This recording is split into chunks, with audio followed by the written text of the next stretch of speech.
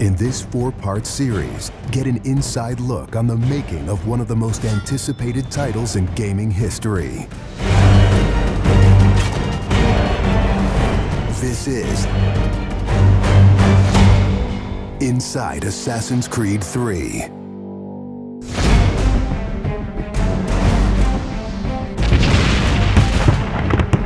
Something we really wanted to emphasize was the sheer brutality of combat in the period. We've all seen the paintings of the Revolution, and death is glorified, death is angelic, but it wasn't that way on the battlefield. It was a brutal conflict. It feels that you're constantly going through dynamic fights, and that's not something technically we could do in the past. So it was like a personal challenge on the team to say, no, I think we can do this.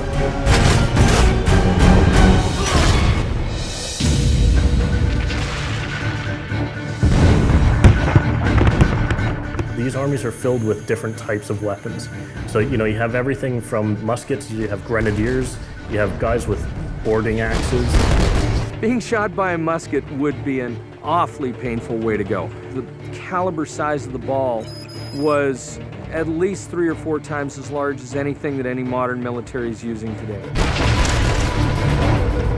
After the muskets were discharged, they would charge with their bayonets.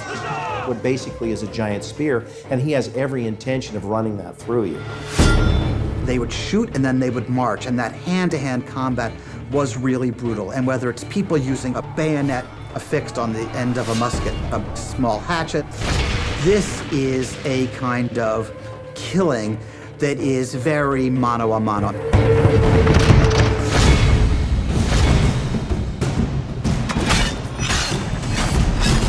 All the animations, all the weapons are brand new.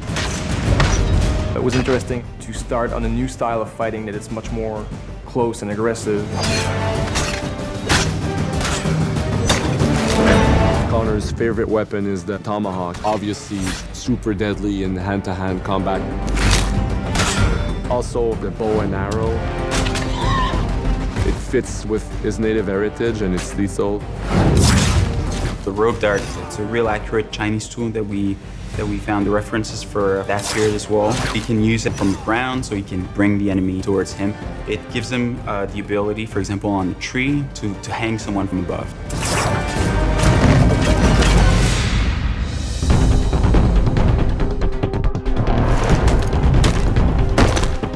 In Assassin's Creed 3, the one thing that we've decided to do is to revamp the fight system from scratch.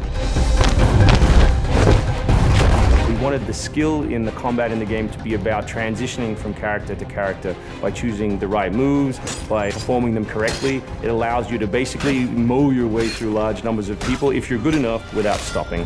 What do you do if you go into a bunch of guys with muskets and they try and shoot you? So we had to figure out, can you dodge them? Can you run away? And we've added all these options, but our big one is the meat shield, where you can grab a guy and he gets shot instead. Our mocap guys are stuntmen. We spend a long time with them rehearsing and figuring out exactly what would be the greatest choreography. We had to go through, like multiple people.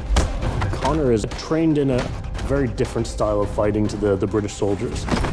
The close quarters flow of the combat that's happening between the punches, the kicks, and everything else is indicative of what happens in the real world. I'm very impressed by the moves that they do. It's cool to see push kicks and axe kicks and different sort of takedowns that are done correctly and very believable when they're done. Right hand right, punch to the face, boom, to the throat, to the groin, finish with boom. This is something new for us that we're really proud of. It's fast, it's fluid, and you go through these guys like butter.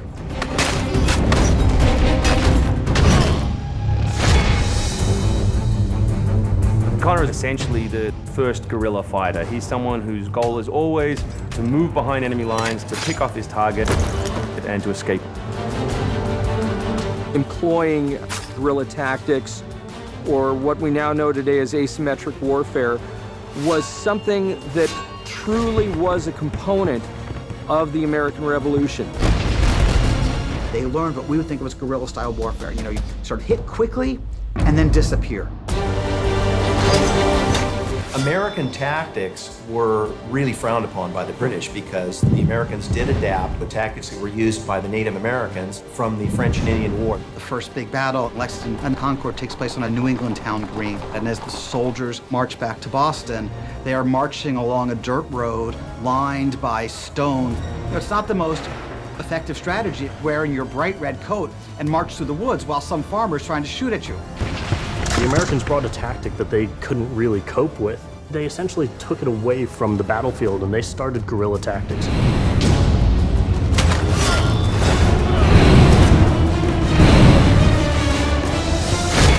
Next time on Inside Assassin's Creed 3, the hero behind the war.